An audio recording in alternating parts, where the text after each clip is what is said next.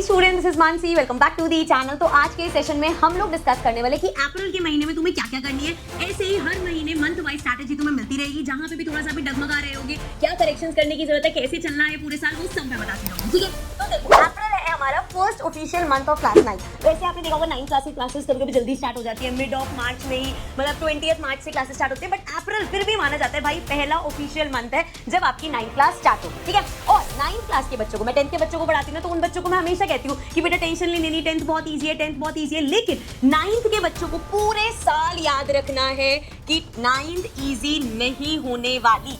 This is going to be a difficult class. देखो अब ये मतलब नहीं है कि चीज डिफिकल्ट है तो हो नहीं सकती। ऑब्वियसली कितने बच्चे 9th में टॉप करते हैं, अच्छे मार्क्स से पास होते हैं, लेकिन 8 से 9 का लेवल एकदम से बढ़ जाता है। तो yes, it is a difficult class, लेकिन अगर आप सही स्ट्रैटेजी, तो ये स्ट्रैटेजी वर्ड में मुझे ऐसा लगता है जैसे पता नहीं कितना बड़ा मैं क्या वो प्लान कर रहे हैं, देश की जीडीपी वगैरह खिला देंगे, उसके लिए कोई स्ट्रैटेजी कर रहे हैं। सिंपल सा यार, मतलब टेक्निक समझ लो, क्योंकि हमारे टाइम पे कोई स्ट्रैटेजी वेटेजी नहीं होता था, लेकिन हाँ टीचर्स गाइड कर देते थे। तो ये बस एक गाइडेंस है कि देखो इस तरीके से चलो, ताकि डिफिकल्ट चीज भी है तब भी उसमें हम कैसे अचीव कर सके। चलो फालतू की चर्चा बहुत कर ली मैंने, सीधा पॉइंट पे आते हैं। सबसे पहली चीज जो हमें ध्यान रखनी है, देखो इस टाइम पे जोश जो होता है ना बिल्कुल हाई होता है हमारा। सो इस जोश को हमें पूरे साल खींचना है, सिर्फ पहले महीने जोश नहीं दिखाना, हर दिन हर महीना काउंट होगा तुम्हारी 9th में। ठीक है, तो अब सबसे बड़ी गलती जो तुम करोगे वो होगा कि बहुत पढ़ोगे सिलेबस के पीछे, फटाफट से भाई मैम बोल रही है डिफिकल्ट है, हर कोई कह रहा है 9 डिफिकल्ट होती है, फटाफट से सिलेबस खत्म करते हैं। ये गलती हमें नहीं करनी। You don't need to rush into the syllabus, don't rush into the syllabus. Why I am saying this बेटा?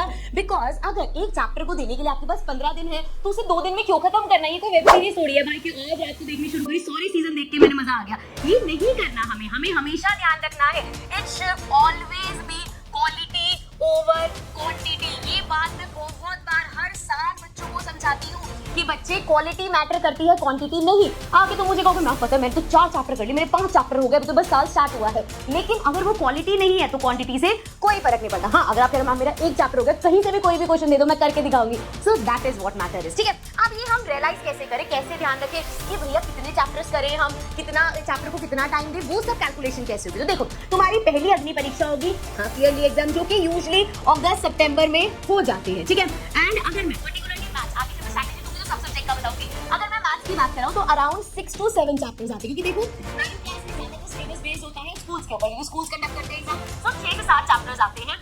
हमारे पास मान लो अगस्त में है तो अप्रैल मई जून जुलाई, ठीक है, आपके पास 4 महीने हैं पूरा प्रैक्टिस करने के लिए। वैसे अगस्त के भी मिड में जाके होते हैं, तो अगस्त सितंबर में आपके कहीं एग्जाम होंगे। चलो अगर मैं यहां भी गिनूं तो देखो 4 महीने, सिंपल सा मैथ्स लगाओ यार, 4 मंथ है तुम्हारे पास, चैप्टर कितने करने हैं? अराउंड 6-7। दैट मींस अगर आप 2 चैप्टर्स पर मंथ भी करके जाते हो तब भी बच्चे 4 महीने में तुम्हारे 8 चैप्टर्स हो सकते हैं कि नहीं? तो जब हम 1 महीने में सिर्फ 2 चैप्टर करके भी अच्छे से यहां तक पहुंच सकते हैं, तो हम अपने आप को ओवरबर्डन क्यों करें? अब ये सुनने में लग रहा होगा कि यार पूरे महीने में 2 चैप्टर करेंगे, लेकिन यहाँ पे इसको इस तरीके से सोचो कि सिर्फ मैथ्स नहीं है, साइंस भी है, एसएसटी भी है, इंग्लिश हिंदी चलो तुम ज्यादा वो नहीं देते होगे, लेकिन करना तो सब कुछ है। तो 2-2 चैप्टर्स अगर आप हर सब्जेक्ट के मिला लोगे तो भी ज्यादा चीजें हो जाएंगी। ठीक है, उसके लिए भी आपको रोज टिक के बैठ के पढ़ना पड़ेगा। ठीक है, तो यहाँ पे क्लियर हो गई चीज कि भैया 2 चैप्टर पर मंथ के रेशियो पे हमें भगाना है। अब 2 चैप्टर महीने के करना आसान है, स्पेशली स्टार्टिंग में, बिकॉज जैसे आपके चैप्टर 1 और 2 है, छोटे छोटे चैप्टर ज्यादा बड़े हैं नहीं, सो वो आप आराम से कर सकते हो। तो इसको स्लो पेस पे लेके चलेंगे एंड धीरे धीरे आप एक तो यूज्ड टू हो जाओगे एंड देन आगे आप उसको बकला कर लोगे। ठीक है, अब जरा सब्जेक्ट वाइज थोड़ी सी बात कर लेते हैं। मैथ्स में तो मैंने आपको बता ही दिया, स्टार्ट करेंगे हम चैप्टर नंबर 1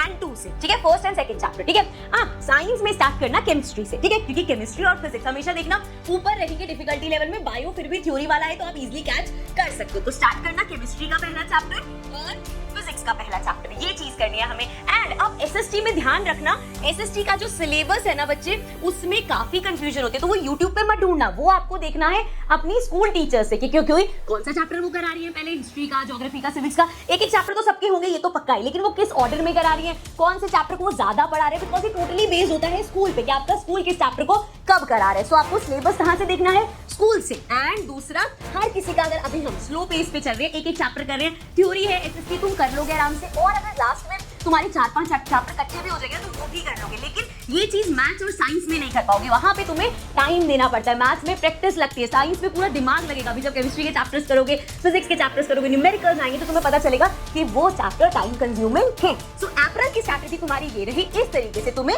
चलाना है, ठीक है। ये क्लियर हो गया। तो हमें खुद को ओवरबर्डन नहीं करना। अच्छी बात है, जोश ज्यादा है अभी, तो आप बहुत अच्छे से ये चैप्टर जब करोगे ना, अच्छे से समझ के करोगे, और वो जरूरी है। जब तुम्हें ये समझ आएगा कि यार अगर मैं कंसेप्ट समझूंगी करूंगी तो मेरे को 9th इजी लगने वाली है। एंड एट द एंड एक प्रो टिप देती हुई जाऊंगी मैं। लास्ट चीज है, अरे आजा भाई, एक प्रो टिप जो अभी देनी बहुत जरूरी है, क्योंकि आपको उस तरीके से स्टार्ट करना है स्पेशली। अच्छा यहाँ पे देखना, जहां टाइम मिले बीच बीच में, वीकेंड पे ना इंग्लिश का कोई यूट्यूब पे लेक्चर देख लिया, हिंदी का कुछ लेक्चर देख लिया, इतना इनफ है, ठीक है, ज्यादा घुसने की जरूरत अभी नहीं है उसमें। हाँ, तो आते हैं प्रो टिप पे। सो मैथ्स के लिए, साइंस के लिए और आई वुड से एसएसटी के लिए भी, इन तीनों के लिए ना आपको पतली पतली सी नोटबुक बनानी है। और उसमें क्या करना है, अभी से, जैसे मैथ्स का चैप्टर 1 कर रहे हो, कोई इंपॉर्टेंट चीज आती है, कोई फॉर्मूला आता है छोटा मोटा सा, वो अभी से लिखते हो चलो। ये नोटबुक्स एग्जाम टाइम पे तुम्हारे इतने काम आएगी ना कि तुम याद करोगे मानसी मैम को, ठीक है। सो चैप्टर 1 क्या जो भी फॉर्मूला कर रहे हो, जो भी कर रहे हो, सिमिलरली साइंस में जो भी बीच बीच में आप कर रहे हो, डेफिनेशंस आ रही है, स्पेशली जो क्वेश्चंस तुम्हारे दिमाग में आ रहे हैं कि यार यहाँ से ऐसा क्वेश्चन आ सकता है, ये ऐसे हुआ, ये ऐसे हुआ,